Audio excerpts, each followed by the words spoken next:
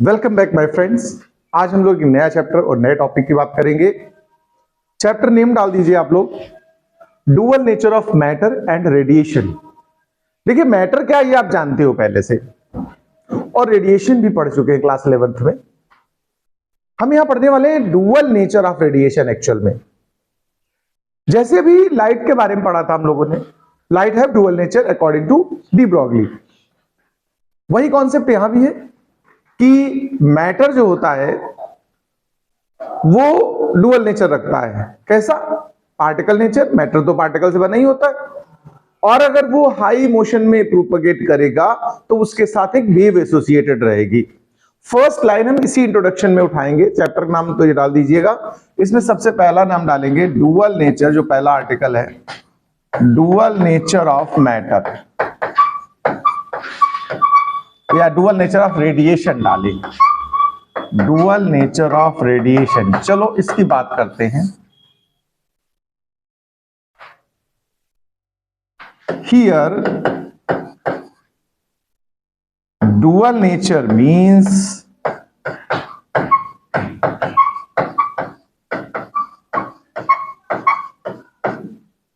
Particle nature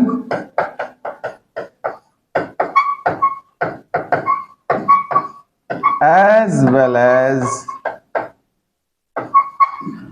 wave nature।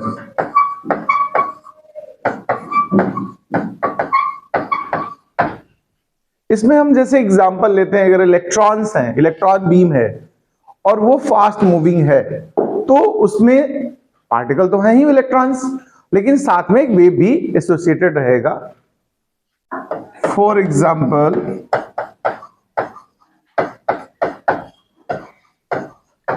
when electron beam is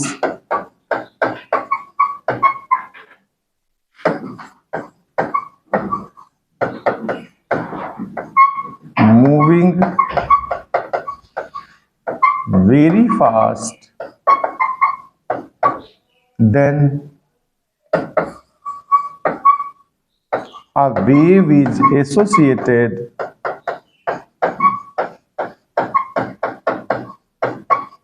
with it।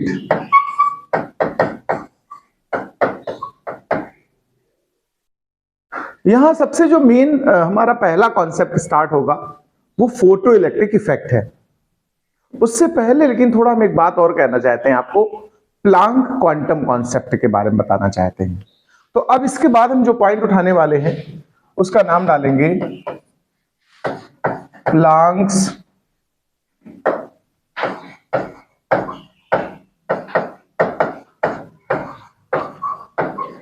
Quantum theory.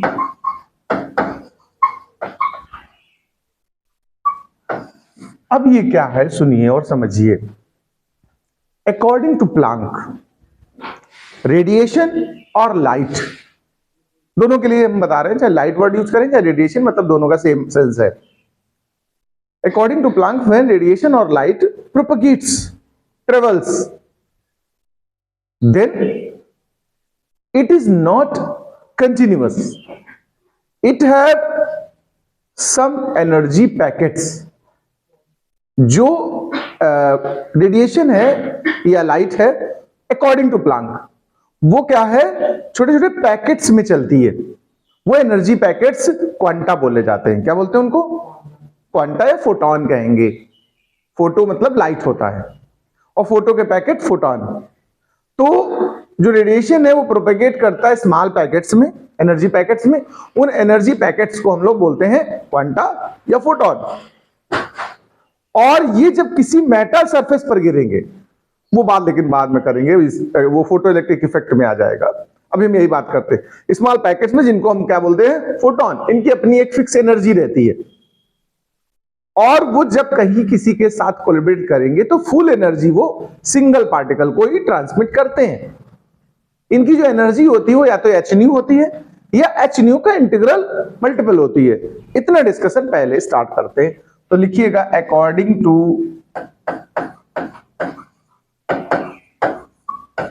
Planck,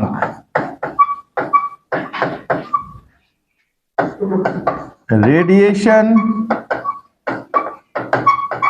bracket में आप light भी लिख देना, दोनों के लिए एक बात है। According to Planck radiation propagates in form of small energy packets.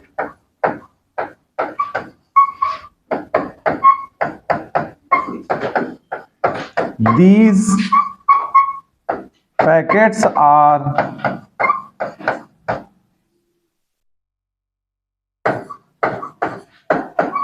called quanta और फोटॉन। ये जो पैकेट्स हैं इन्हीं को हम लोग क्वांटा या फोटॉन कहते हैं। इनमें जो एनर्जी एसोसिएट होती है क्वांटा के साथ या फोटॉन के साथ, the energy of photon is h new, और एक कॉमा लगा दो 2h न्यू 3h न्यू, मतलब इस तरीके से एनर्जी इनके साथ एसोसिएट रहती है।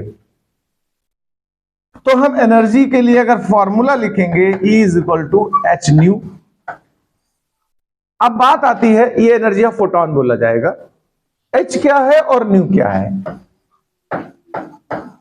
h मतलब प्लैंक कांस्टेंट, h का मीनिंग क्या है, प्लैंक्स कांस्टेंट।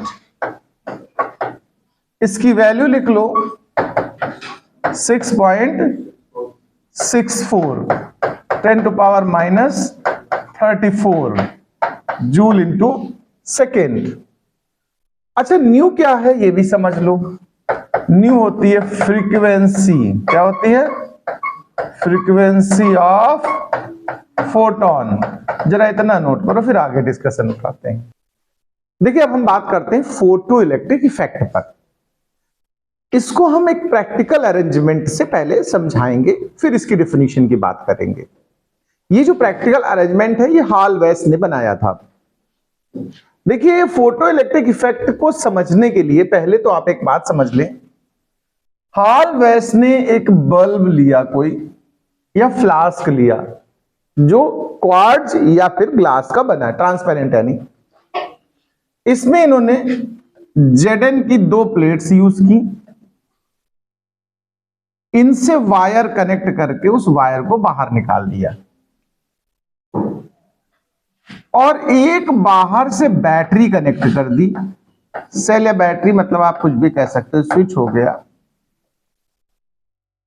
ऐसे। यहां पर एक गैल्वेनोमीटर और चलो ऐड कर देते हैं जो बताएगा करंट की सिचुएशन के बारे में। ये मान लीजिए आप गैल्वेनोमीटर है, ठीक है। देखो एक बात समझो, ये नेगेटिव प्लेट है, ये पॉजिटिव प्लेट है। इस बैटरी से जो करंट चलेगी किस डायरेक्शन में फ्लो करेगी बताओ भाई, यूं जाएगी।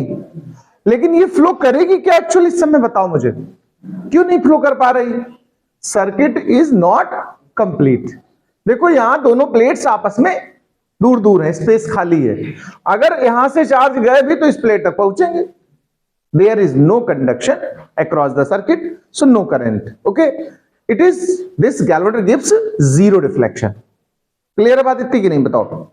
हॉल वेस्ट ने चूंकि ट्रांसपेरेंट लिया था, पहले बता दिया मैंने, हॉल वेस्ट ने फोटॉन्स डाले, यानी कि आप यूवी लाइट लिख सकते हो, व्हाइट लाइट भी लिख सकते हो।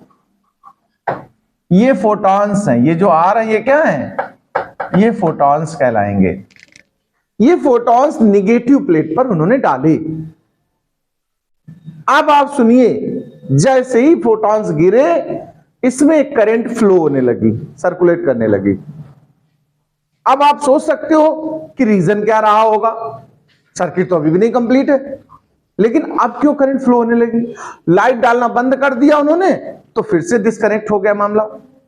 यानी लाइट की वजह से ही तो करंट कहीं ना कहीं यहां सर्कुलेट हो पा रही। इसका मतलब ये हुआ क्या एक्चुअल में, इन्होंने डिस्कशन में कुछ इस तरीके से लिखा कि जब ये फोटो इलेक्ट्रॉन्स इस पे गिरेंगे, बात समझना, फोटॉन्स यानी लाइट, जब लाइट यहां इस प्लेट में गिरेगी, ध्यान देना प्लीज, तो उनका ये कहना है कि इस प्लेट से इलेक्ट्रॉन्स का एमिशन स्टार्ट हुआ और ये इलेक्ट्रॉन धीरे धीरे अगली प्लेट तक पहुंचने लगे।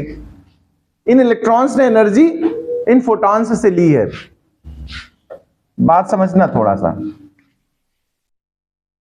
यानी जब ये लाइट इंसिडेंट हुई इस प्लेट पर, तो यहां से इलेक्ट्रॉनों का एमिशन स्टार्ट हुआ, यानी इस लाइट के एनर्जी को इन इलेक्ट्रॉन्स ने लिया, एब्जॉर्ब किया, एब्जॉर्ब करके एक्साइटेड हुए और मूव करने लगे, इलेक्ट्रॉनिक एमिशन स्टार्ट हुआ, तो फिर इस प्लेट तक पहुंचने लगे। और अगर ये इलेक्ट्रॉन्स पहुंचने लगेंगे तो करंट इलेक्ट्रॉन के मोशन के अगेंस्ट डेवलप होगी कि नहीं होगी, बताओ। ये जो करंट डेवलप होगी, ध्यान रखना, उसको फोटो इलेक्ट्रिक करंट कहेंगे। क्या कहेंगे? और जो इलेक्ट्रॉन एमिट होकर जा रहे हैं, इनको फोटो इलेक्ट्रॉन्स कहेंगे। और इस फोटो के गिरने से, यानी लाइट के गिरने से जो इलेक्ट्रिसिटी फ्लो होने लगी, उस इफेक्ट को फोटो इलेक्ट्रिक इफेक्ट कहेंगे। क्या थोड़ा समझ में आई बात? इतनी बातें मुझे इसके अंदर थ्योरेटिकली लिखनी है। तो चलिए डायग्राम बना लीजिए और लिखना शुरू करते हैं। यहां पर हम स्टार्टिंग यहां से करेंगे कि हॉल वैस।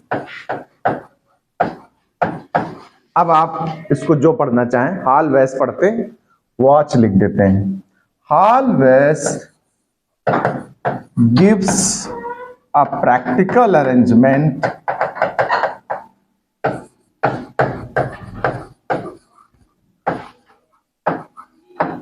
in which two zinc plates, नाम दे दो तुम P1 और P2, P1 and P2 placed inside a transparent bulb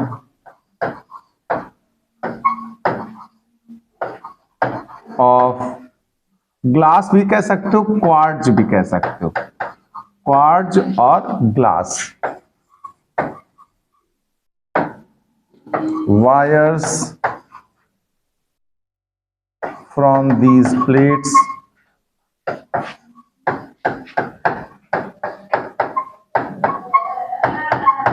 comes out and join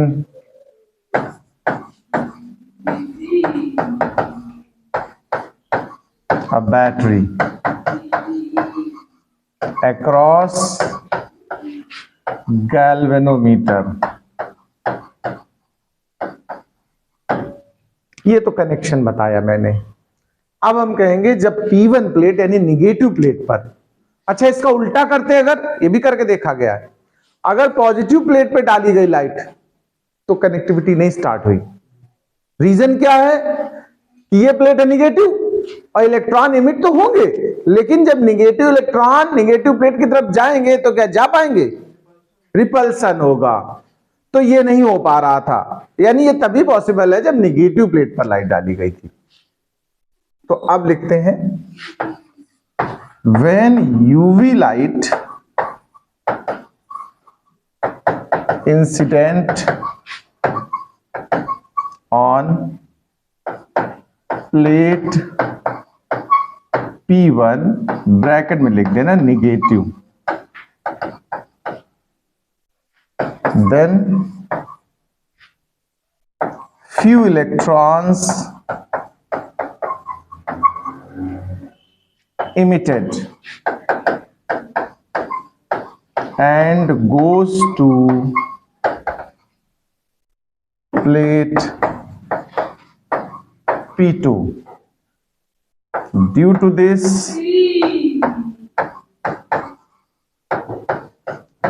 circuit completed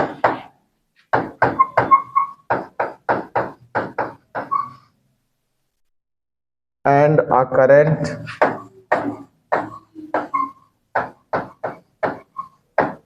flows in circuit these electrons are called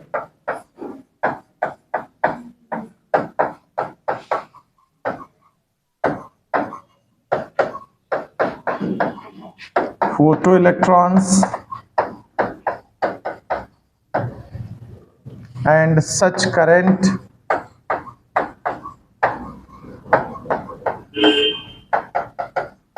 is called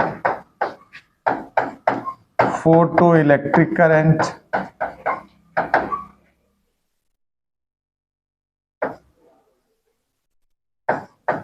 photoelectric current. और light का metal पर गिरना, उसकी वजह से इलेक्ट्रॉन्स का इजेक्ट होना, करंट का डेवलप होना, फोटोइलेक्ट्रिक इफेक्ट है। तो अब ये मेन लाइन लिख रहा हूं मैं, the emission of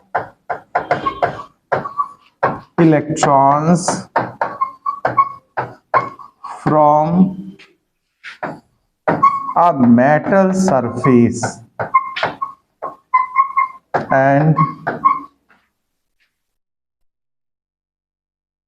production of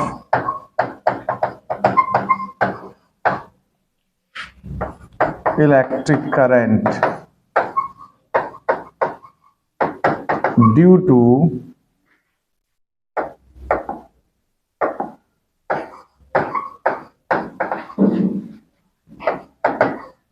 incident light या फिर radiation on metal surface is called photoelectric effect. Photoelectric effect, इसको नोट करें आप। The metals of first A group, यानी alkali metals, the metals of first A group, या फिर इसी को हम क्या बोलेंगे, alkali metals. Alkali metals are most photosensitive, most photosensitive. इसको और प्रिपेयर कर लो।